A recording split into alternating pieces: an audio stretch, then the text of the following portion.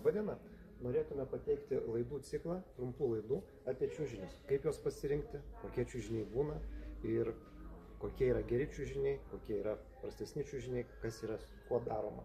Tai norėčiau pradėti pirmą laidą nuo ciklo serijos būtų etalonas.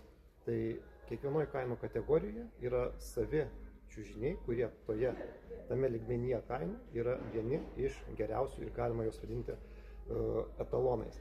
Tai šioj dienai norėčiau pašnekėti apie čiužinį Pilates. Mano nuomonė, tai yra aukštos kokybės čiužinių etalonas, kame yra jo privalumai ir iš ko jis yra padarytas. Tai yra poliuretaninis čiužinys, liaudiškai vadinamas porolonu, turi 7 anatominės zonas ir mes galime jas realiai pamatyti.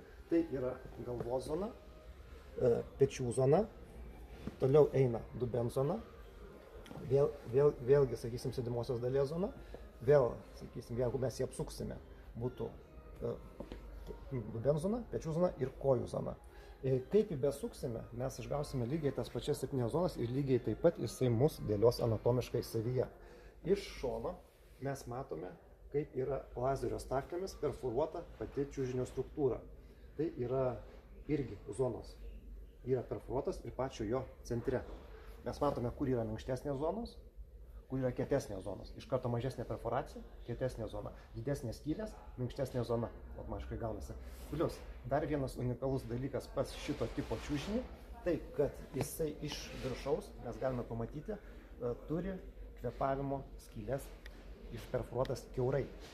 Tai va tokia matosi, sakysim, per audinį, ta vadinamąją kojinę, yra skylutės viršuje. Jisai labai gerai iš savęs išgarina drėgmę. Šitas privalumas yra labai retas pas tokio lygio čiužinius ir aš labai daug, sakykime, pasaulyje per parodas, kur dalyvau, nemačiau, kad taip perforuotų pačius čiužinius.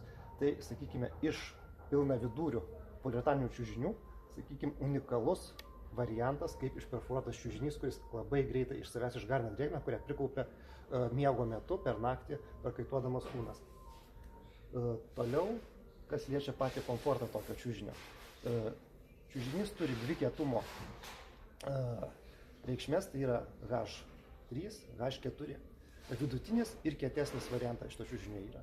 Svorio kategorija optimali jam būtų, jeigu tai H3, apie 90–100 kg.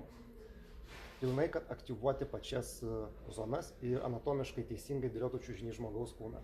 H4 kategorija jau būtų daugiau virš 100 kg sveriantiems žmonėms. Taip pat būtina sąlyga visiems anatominiams poliuretano ar tai latekso ar tai viskolastiniams čiužiniams grotelės.